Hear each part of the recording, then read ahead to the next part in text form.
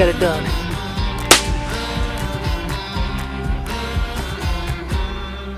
Well, that sucked.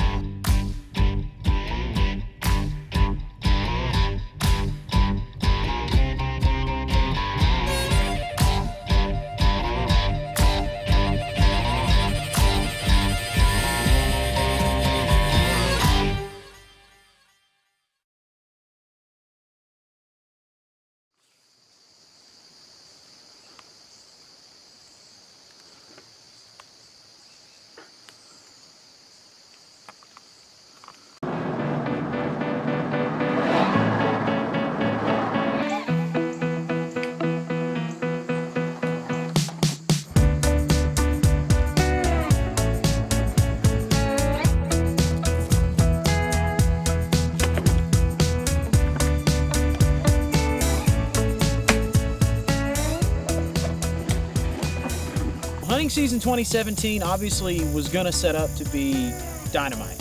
Number one, we put way more effort into this season than any of them before. We had better properties now.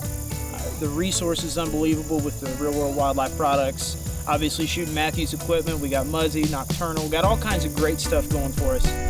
And I just knew it was going to be a good year. All right, guys, we're out here for Kentucky opening day, trying to keep our voices down. We actually had 4 or 5 deer in the field next to us, church property. So pretty crazy. The deer are really on their feet today, just like I said on Facebook Live. The end of July, beginning of August, Dave and I were having a conversation about camera placement.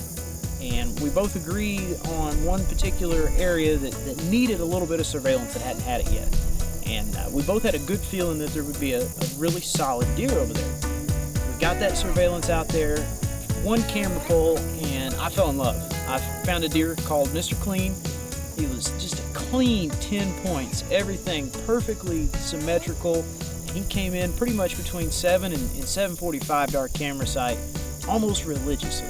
You know, at this point in time, doing what we're doing with Pro Talk Outdoors, I felt the pressure to finally get this done, and I knew this farm and this deer was going to be the one that could make that happen for me.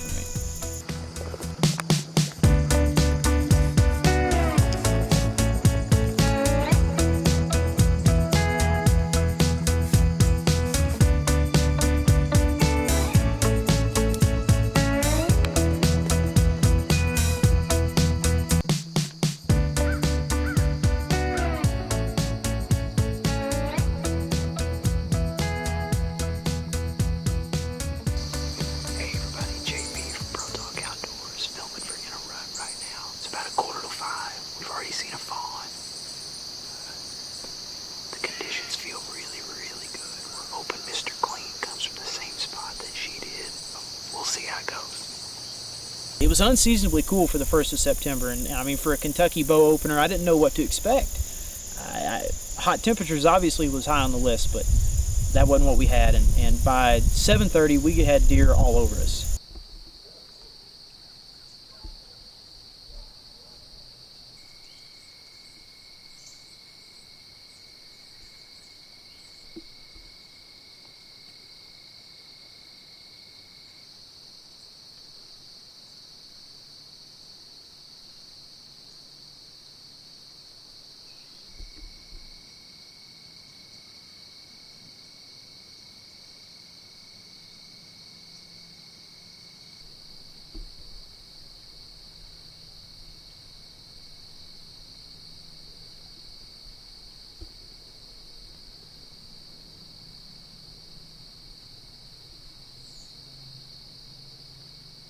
Ended up passing on a pretty respectable 9-pointer that I think in a couple years might be a really good shooter, and we're here for Mr. Clean.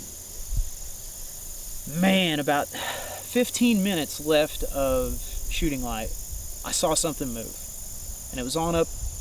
Couldn't see for the greenery exactly what deer it was, but I just had a gut feeling by the way it moved, the slow, deliberate way it came up the trail, and the big body on it, that it was him. And I said, Craig, this is him, man. This is him.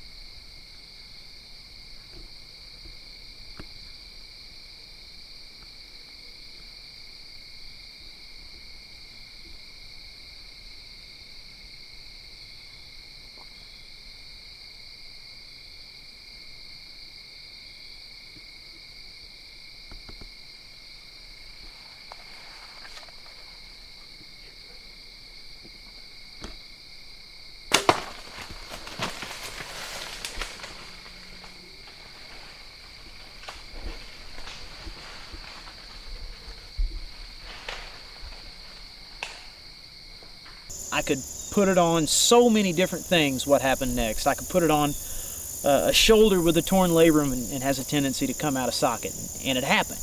But I don't want to put it on that, because it's not just that.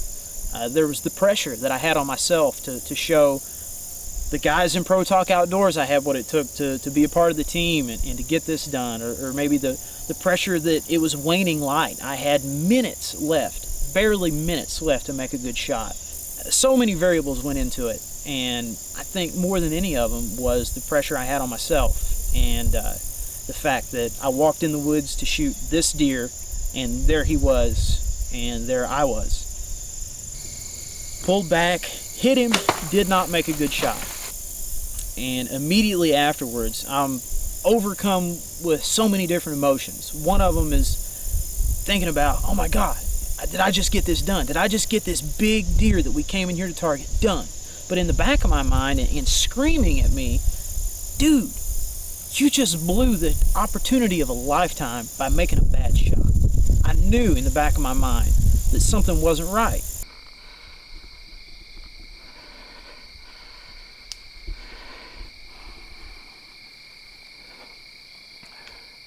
Last light, very last camera light, waiting on the target buck to come in. We saw him come this way. He stopped and he hung out. He just hung out. He hung up. We did not think he was coming in. And he came. He finally came. I think I hit him good. They hit him good? I gotta go back and look at the footage because I was so focused on the camera and getting him in the frame that all I saw was the knock. I couldn't tell where you hit. It honestly looked like it could have been a little bit back. Do you think? I don't know, man. I don't know how to say. Did he crash? I thought I heard him crash. No, I think I heard him running still down that way. How's that feel? I'm shaking head to toe, man. That's a nice deer. That's a real nice deer. It's a real nice deer, Mr. Clean, and He was in velvet. That's really cool. it's an emotional thing for me. Man.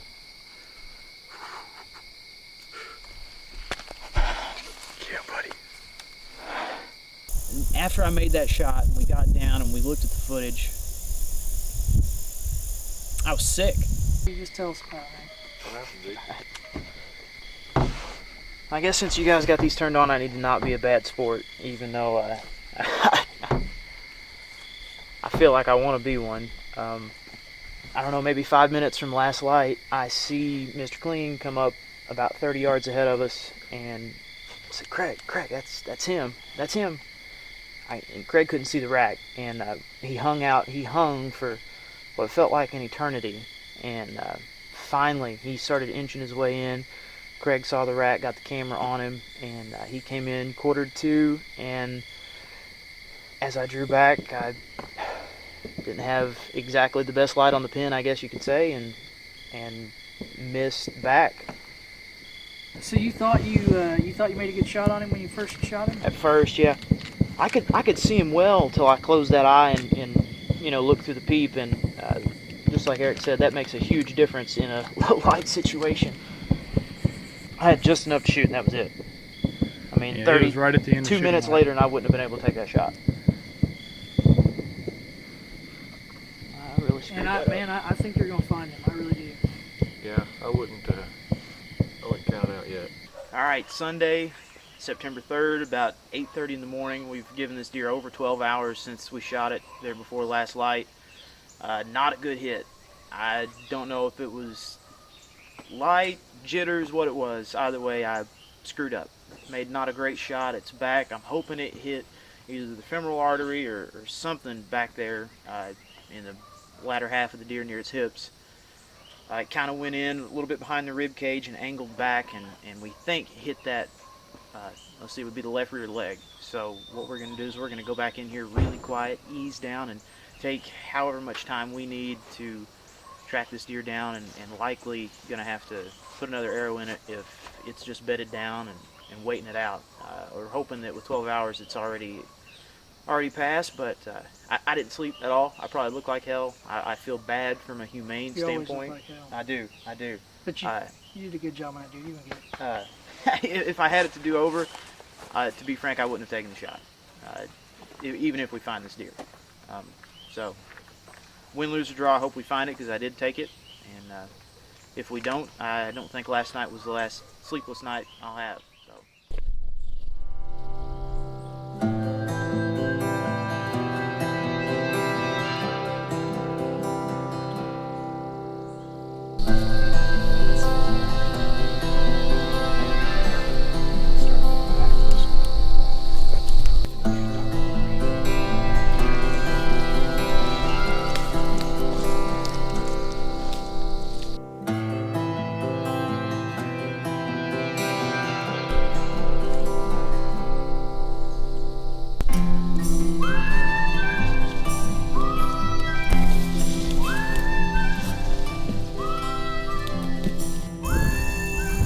We looked for hours the next day.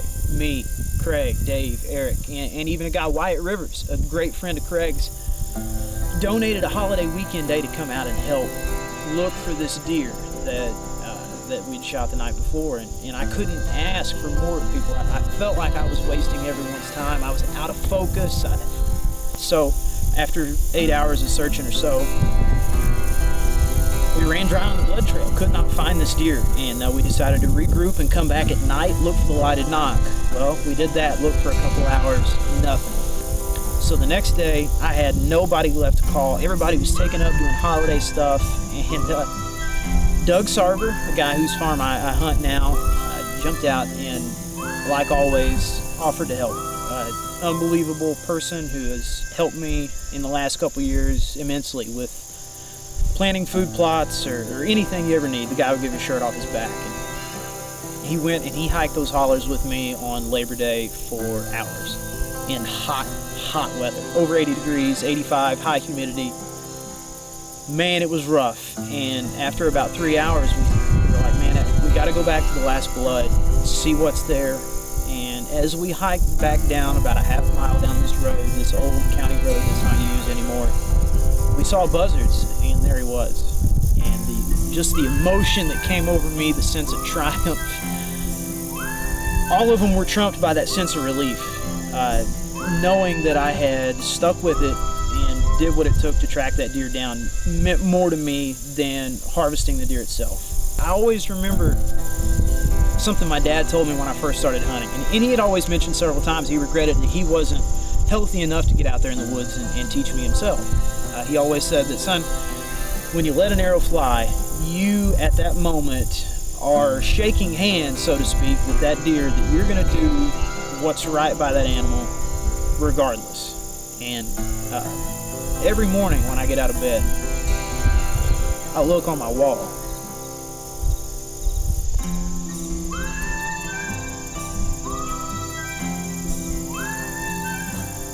And on that wall is a drawn picture of me and my dad.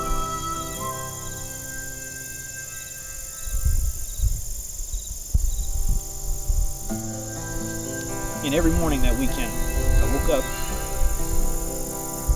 and I looked at that portrait. And I knew what he wanted me to do. So that last day was hard. I dragged myself out of bed. I hadn't slept. I just was feeling sorry for myself and sorry for what I'd done. And I went out there and I found that deer.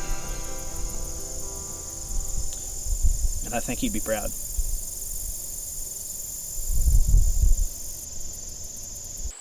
Alright guys, the search is over. What's been an emotionally grueling 3 days is coming to a close. I gotta give it to the guys who came and helped. Because first off, this was my fault for making not a great shot on a great, beautiful animal. But we owed it to track it down and find it. And today we decided to walk all the way down to where the last blood was yesterday. And not 70 yards from there, not even that far, there he was, curled up in a like a little pocket of a dry creek bed, and buzzards around him. And had it not been for the buzzards, we may not have seen him, because we walked by that spot yesterday. Man, finding him now is an unbelievable emotional thing for me.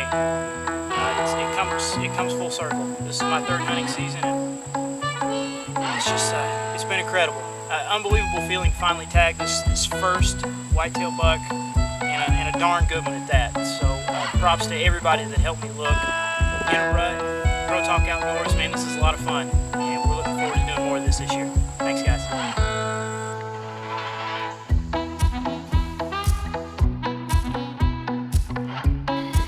Fireworks for you, JP. Mr. Cleve's dead. Man, I had fireworks in my head when I thought I hit him around the shoulder. Oh. Can we go back and slow mo down again?